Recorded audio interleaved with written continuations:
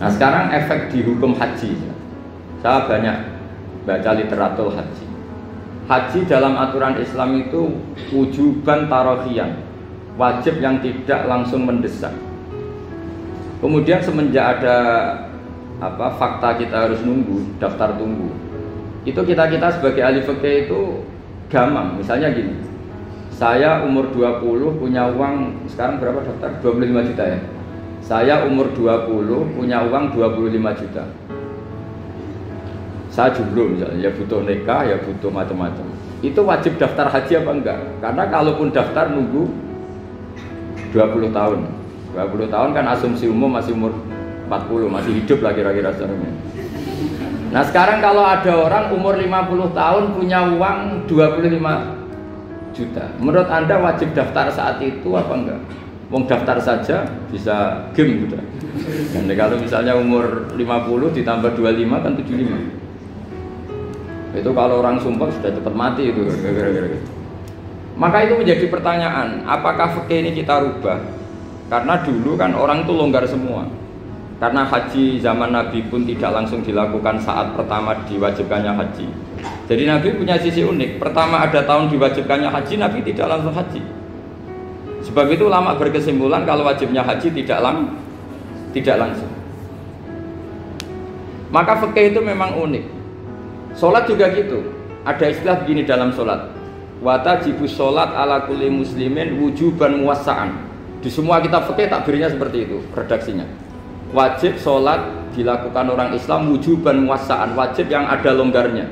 Sehingga ketika zuhur jam 12 WIB kita dengar azan, boleh sholat setengah 1, jam 1, setengah 2, jam 2. Karena memang wujuban muwassa'an, memang ada batas akhir waktu misalnya sampai setengah 3. Nah problemnya begini, misalnya setengah 1 Anda pasti dipanggil majikan kamu yang diharuskan melakukan satu aktivitas, misalnya Anda pilot, yang nggak mungkin sholat lagi di kokpit.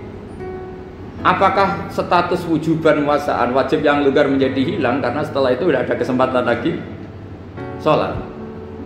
Apa tetap kita sebagai ahli Islam yang agak balelo tapi alim, misalnya ya sudah tetap jadi pilot, nanti kan ada aturannya sendiri, ada rukhsahnya sendiri, ada kemurahan sendiri ketika sudah jadi pilot. Misalnya sholat tanpa harus menghadap kiblat, sholat yang tetap di perjalanan. Kira-kira Anda kalau jadi ahli fikih milih mana? Milih harus sholat di depan, apa tetap memberi kelonggaran? Gak apa-apa sholat sambil apa? Nyuper sambil pilotin apa pesawat. Anda milih mana?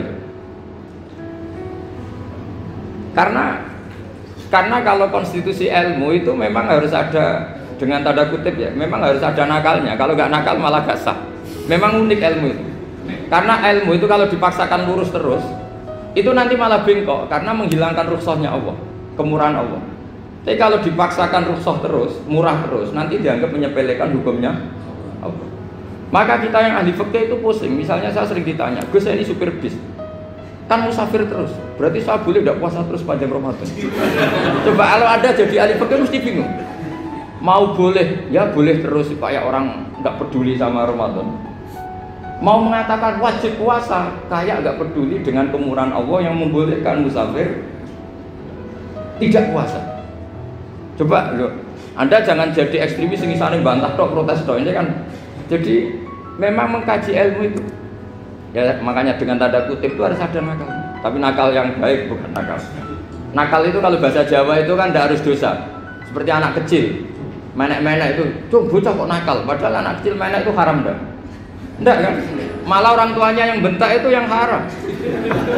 Yang nakal betul ya ibunya yang bentak cerewet itu, karena ibunya orang yang sudah mukallaf, sudah tua, salah langkah yaitu bentak. Kalau anaknya naik meja itu ya sebetulnya bahasanya tidak nakal, lucu. Oh, jebule pinter conggo iso munggah meja, harusnya kan harusnya diapresiasi. Tapi rata-rata itu semua akal mecah gelas. Malah boe malah mecah tabungan. Bapaknya marah tukang nguras tabungan. Sebetulnya senakal-nakalnya anak kecil itu nakal orang tuanya, itu pasti. Karena ini sudah kena khitab, sementara anak-anak belum kena.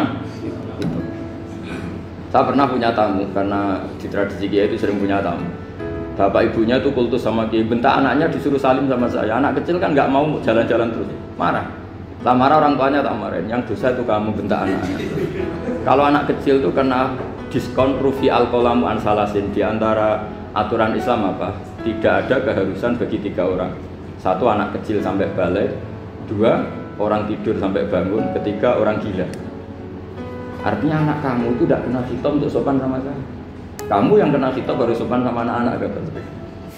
Nah ini ada Jawa itu kadang keliru. Jadi orang tua itu marah-marah memaksakan anaknya sopan. Padahal Allah memberi diskon anak kecil itu belum wajib sopan. Gak apa-apa ada tamu naik-naik gitu. Asal masih anak kecil. Makanya Rasulullah ketika beliau sholat sujud itu Hasan Husain itu naik. Cara Jawa Nabi itu digawe tumpakan. Semua riwayat mengatakan Nabi itu diam saja gak berani ngangkat. Sampai sahabat itu ada yang melongok, ini Nabi sujud lama sekali ada apa? Jadi kita punya riwayat itu ya baru kayak sahabat yang agak nakal. Semuanya itu sujud, tapi bareng di atas rata-rata ada sahabat yang belakang melongok. Ada apa tuh ini sujudnya kok lama? Barokahnya itu ditemukan riwayat. Oh, ono putune itu. Karena Hasan itu naik di atas punggungnya apa? Nabi. Itu andaikan tidak ada yang melongok, riwayat ini tidak ditemukan. Barokahnya ada yang melongok itu mungkin. Kalau sekarang mungkin semua masjid melongok karena orang sekarang jarang yang khusyuk. Kalau dulu hanya 1 yang di belakang. Setelah itu Nabi memberi penjelasan, saya tadi sebetulnya harus mengakhiri sujud saya sesuai aturan umum, tapi ada cucu saya tak biarkan sampai dia puas naik punggung saya, sehingga dia turun baru saya naik. Filosofinya apa? Begini, anak kecil 1 tidak kena khitab, 2 jangan sampai sholat itu jadi problem. Kalau Nabi nyentak Hasan, membentak, putu ono bae sholat kok diganggu, maka sholat menjadi trauma. Gara-gara sholat bahasa bentak saya. Lama-lama anak ini trauma dengan sholat karena dianggap problem. Makanya saya termasuk kiai nggak berpendapat anak kecil nggak boleh di masjid. Sering kan anak kecil di masjid, ayo khutbah rame. Saya termasuk setuju tetap boleh. Kalau dibentak di masjid maka dia trauma dengan masjid. Saya ke masjid dibentak. Lagi pula kadang-kadang orang tuh gaya-gayaan tok. Wah rame orang khutbah. Rame nih, padahal kalau nggak diramein anak-anak malah udah tidur. Kita kan nggak bisa menjamin kalau perilaku kita lebih baik gitu. Mendingan kan anak-anak main di masjid timbang di karaoke kan. Jadi kan, lah ini maksudnya saya, ini fikih ya, fikih itu wilayahnya, makanya jadi ahli fikih itu susah-susah gampang. Jenengan jangan hanya berpikir protes dengan ketentuan fikih, mengkaji yang sebanyak-banyaknya itu tadi. Misalnya Anda seorang supir permanen, supir bis terutama, kalau truk kan bisa leha-leha, kalau bis kan apa ada deadline-nya ya waktu, seperti bis jurusan Surabaya Semarang, saya kan sering naik bis jurusan Surabaya Semarang. Kadang-kadang supirnya melihat saya tanya, Gus saya ini supir, saya ini Ramadan itu gimana ini? Ya saya sudah ngerti setengah nakal, dan senengnya dijawab rasa poso ya saya tahu ya. Tapi masalahnya secara fikih kalau kamu mengharapkan kamu harus puasa terus. Kamu melanggar konstitusi ilmu. Memang musafir punya diskon? Boleh? Tidak puasa. Pertanyaannya, bayarnya kapan? Nung Syawal ya nyupir lagi, Dzulqa'dah nyupir lagi, nanti sampai Ramadan ya. Nah terus, ya pas kamu cuti, biasanya cutinya pas sakit, boleh diskon lagi karena sakit. Coba. Nggak, andai kan Anda jadi ahli fikih milih zaman.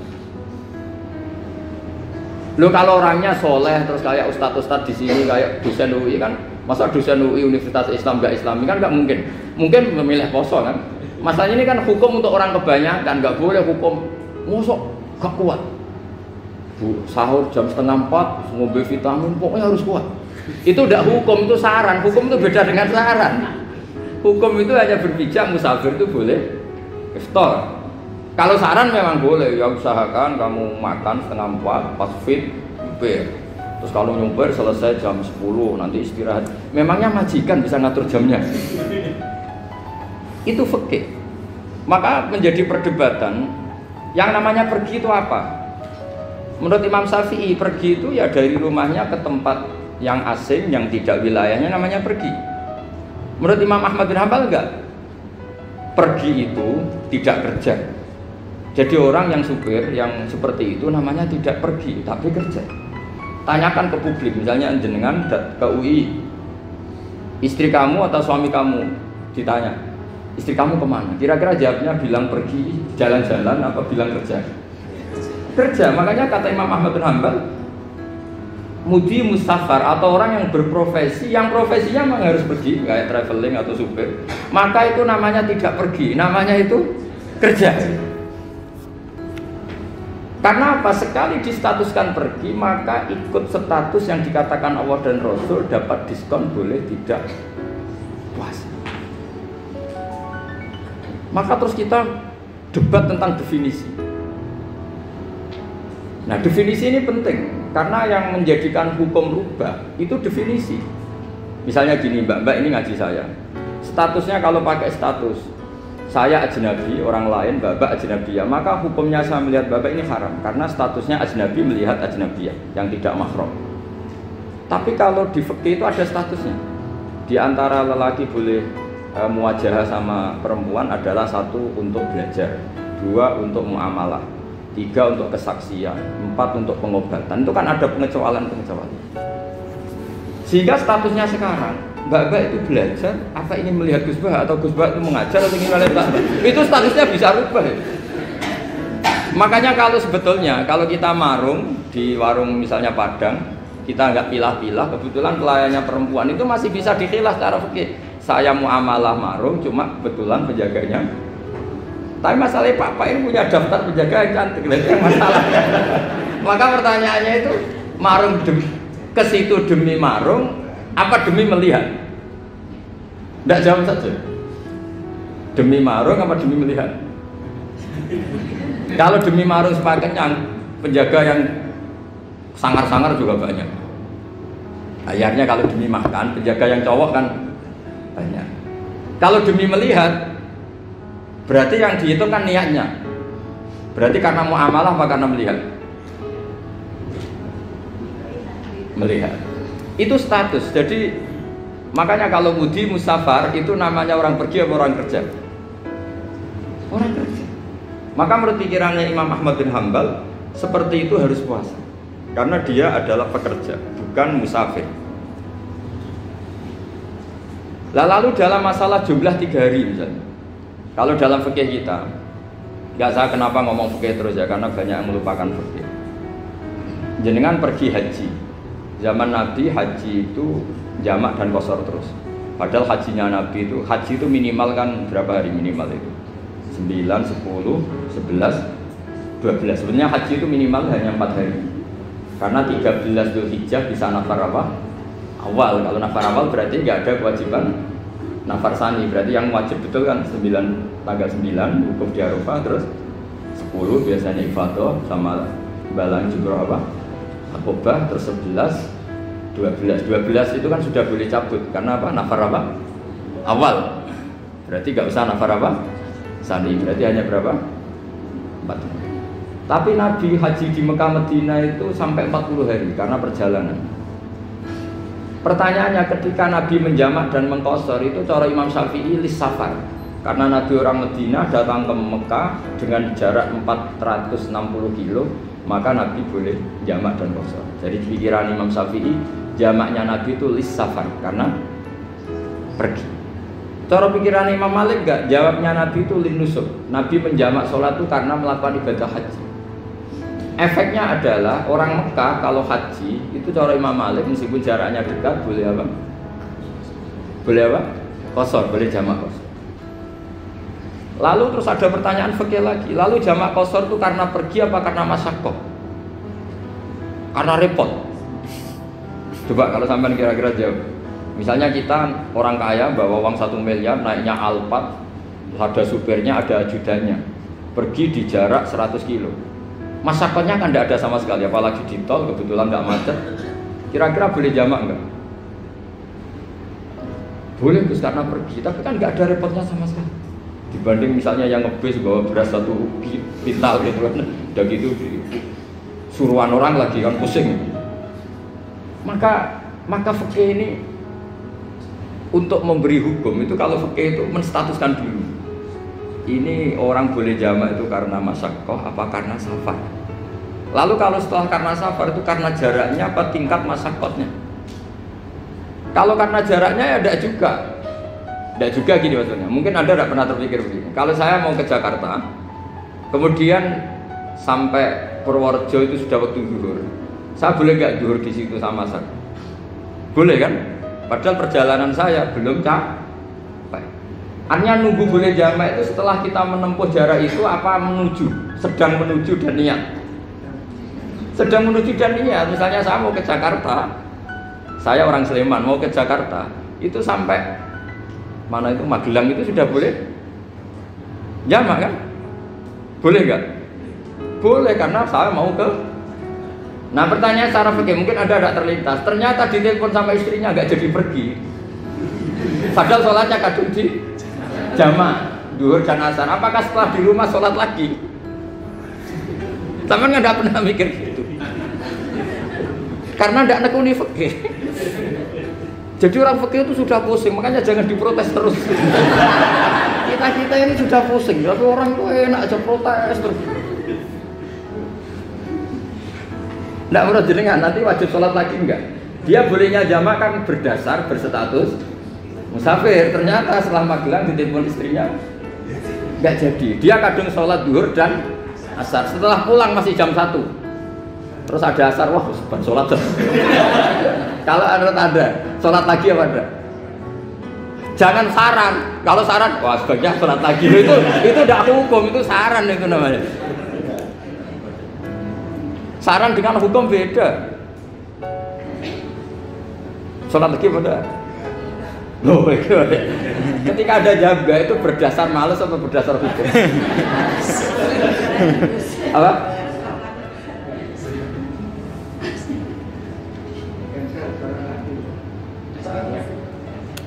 Nah kalau Anda sholat lagi, pertanyaannya gini, Allah itu tidak punya tradisi mewajibkan 2 kali. Pertanyaan fikihnya mesti gitu. Dan saat Anda di Magelang menjamak itu melakukan sesuatu yang disahkan oleh agama. Berarti pas Anda jamak duhur asar, sesuatu pas melakukan itu kan berstatus sah dan boleh. Meskipun setelah itu ada masalah, istri kamu nelpon terus pulang. Tapi pas itu kan sudah dinyatakan oleh malaikat sah, Anda sudah duhur dan asar. Kalau melihat itu tidak wajib mengulang. Tapi bisa saja malaikat ada yang usil. Itu sah karena Anda berstatus musafir. Berhubung status Anda hilang, maka poin Anda sudah sholat juga hilang. Kamu milih fikih yang mana?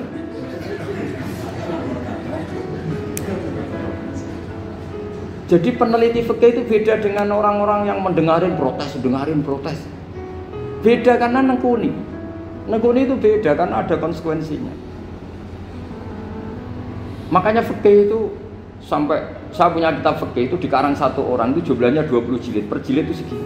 Jadi satu meja ini dikarang satu orang. Itu mulai yang presisi, yang detail sampai yang khayal. Yang khayal juga ada. Yang khayal itu tadi beliau banyak menghayalkan diri. Suatu saat Anda datang ke Mekah itu hanya butuh waktu 20 menit. Zaman itu belum ada pesawat.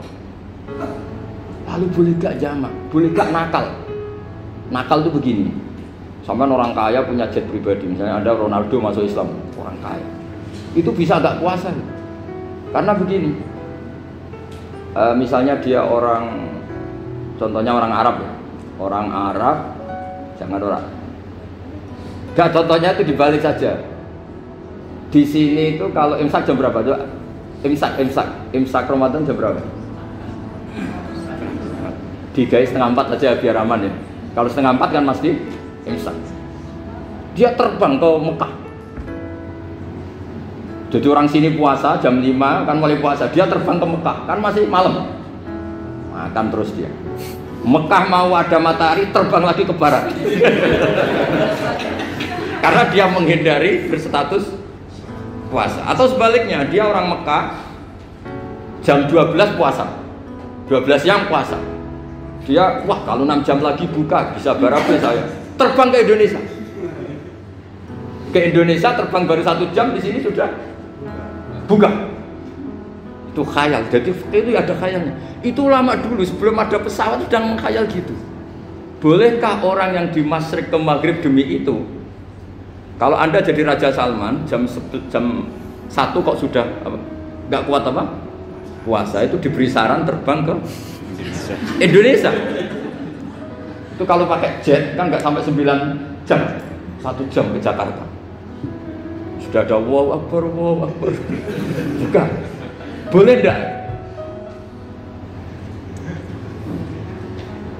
Lo mau kamu tidak bilang, oh nggak boleh. Lo di Jakarta sudah huruf samsi. Masa sudah matahari terbenam orangnya nggak boleh? Buka. Lah ya. Apa? Kalau resikonya gini, sampean mungkin nggak mikir. Resikonya gini, kalau dia berstatus musafir, bolehnya buka karena musafir. Pertanyaannya dia wajib bayar. Kan musafir bolehnya kodok nanti harus bayar. Tapi kalau dia buka normal kan tidak harus bayar. Beda, efek pakainya beda.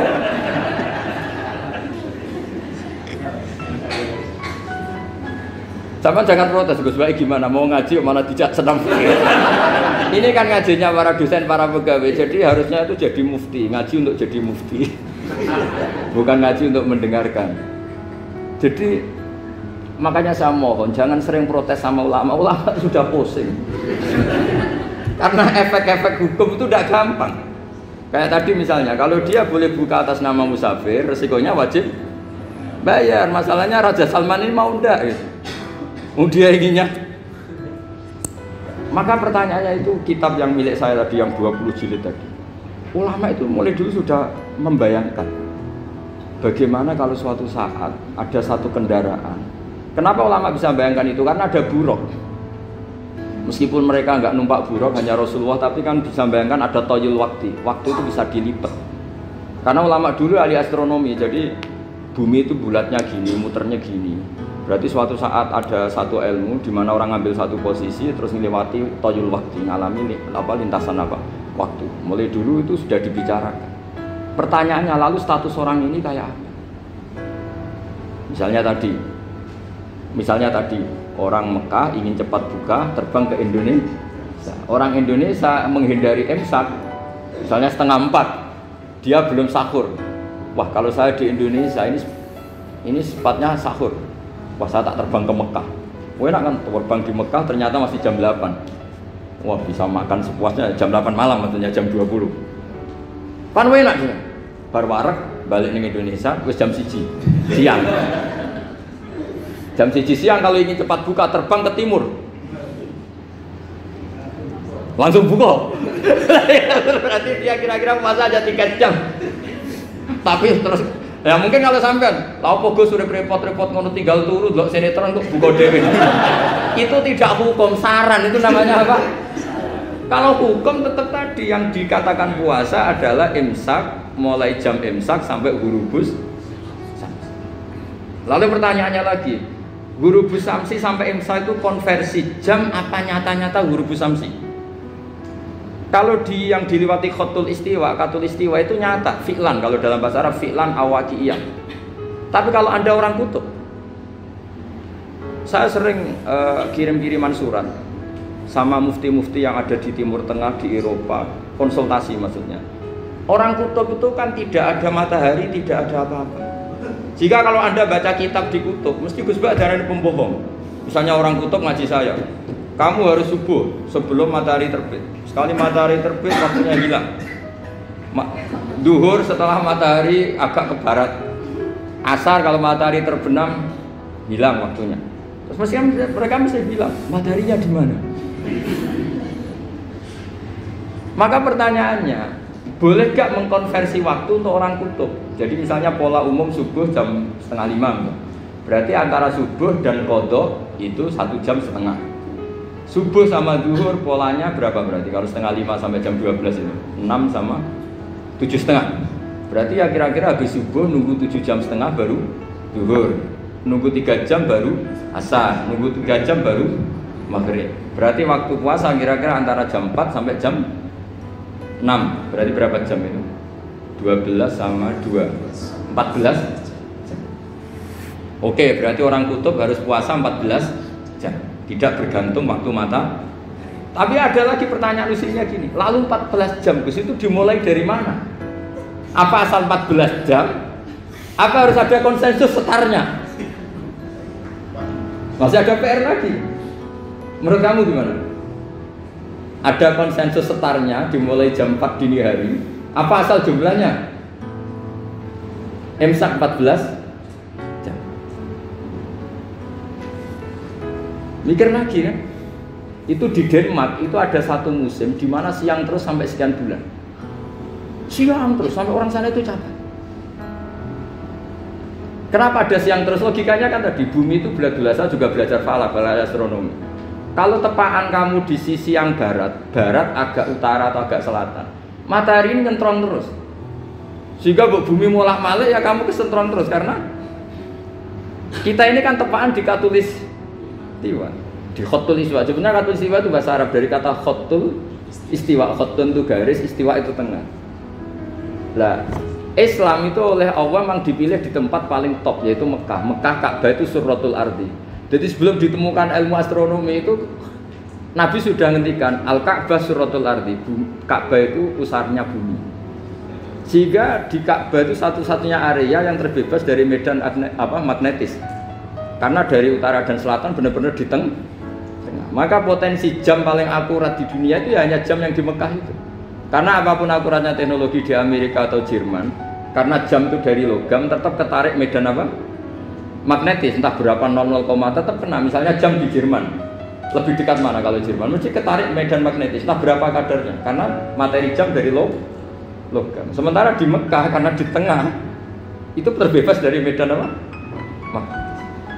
Nah, sehingga yang segaris dengan Mekah kayak Indonesia itu semuanya khatul istiwa. Nah, kalau khatul istiwa normal itu artinya ya 12 siang secara umum ya 12. Sehingga ulama Indonesia kalau ngaji itu lebih gampang, lebih tidak dianggap bohong. Karena ya ada terbitnya matahari, ada zawalus syamsi, ada wurubus syamsi. Coba kalau kitab itu Anda baca di kutub utara sama kutub selatan, murid kamu bingung semua. Ini gimana Ustadz, tidak ada matahari kok semuanya diukur pakai matahari. Lalu pertanyaannya dikonversi kan? Pertanyaannya kalau dikonversi pakai apa gitu? Asal 14 jam, apa harus sepakat dimulai jam berapa? Milih mana? Milih sepakat. Pertanyaannya kalau sepakat, ukurannya siapa yang jadi ahlul halli wal aqdi?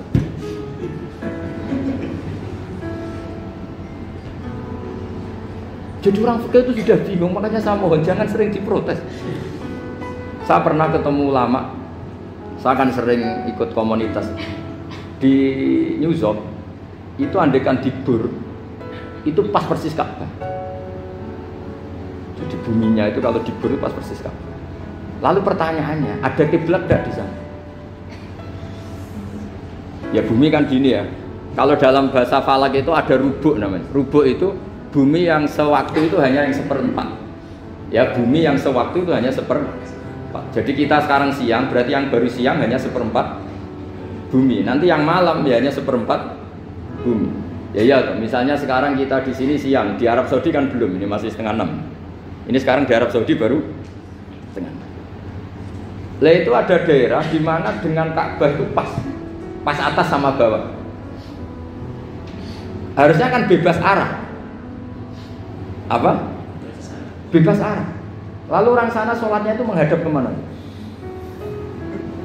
Pernah ulama New York itu minta fatwa ke Rabitatul Alam Al-Islami. Lalu kita harus menghadap kemana? Makanya dalam dunia anekdot ulama itu ada anekdot Abu Nawas itu orang yang nggak pernah kalah debat.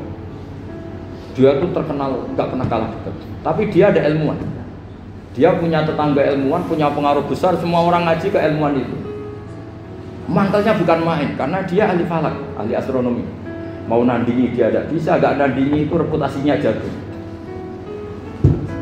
Orang itu berteori kalau bumi itu bulat-bulat. Kalau kamu jalan ke sini, maka akan ke titik yang suatu saat si profesor ini kemalingan, terus minta tolong Abu Nawas rumah saya kemalingan. Terus lari kemana malingnya? Ke timur. Setelah ke timur, larinya ke timur. Abu Nawas lari ke barat. Terus ditanya, sudah tak bilangin malingnya lari ke timur kok kamu lari ke barat. Nanti ketemu di titik yang sama. Sebenarnya itu profesornya makel. Oh kamu nyindir. Artinya Abu Nawas gak terima. Teori Anda itu gak bisa. Secara keilmuan benar, tapi secara faktual gak boleh. Berarti kalau ada orang ngejar istrinya lari ke timur, dia harus tetap ke barat. Nanti ketemu di titik yang sama. Jadi malingnya lari ke timur, Abu Nawas ngejar ke barat. Ketika ditanya profesornya, Sudah bilangin malingnya tuh lari ke timur, kenapa ada ke barat? Kata Anda nanti ketemu di titik yang sama karena bumi bulat dulu. Nah pertanyaannya gini, lalu kalau yang segaris itu ada arah enggak? Kayak New York tadi. Menurut kamu tetap berkiblat apa enggak usah? Loh kalau yang rubuk jelas. Loh gitu, kalau rubuk begini loh, misalnya begini, terus kamu di sini sama sini kan masih ada arah, tapi kalau sini sama sini masih butuh kiblat enggak? Lalu sama ndak usah protes, orang fikih sudah pusing, ndak usah diprotes karena yang dipikir itu macam-macam. Lah ya makanya ini mengkaji ya, saya mohon ya kayak tadi ini mengkaji, saya mohon saya cukupkan sekian. Sementing apa ya, kita ada respeknya lah sama ulama. Jadi ulama itu susah, mikirnya susah, harus tanggung jawab di depan Allah, di dunia diprotes terus. Ya saya kira demikian. Assalamualaikum warahmatullahi wabarakatuh.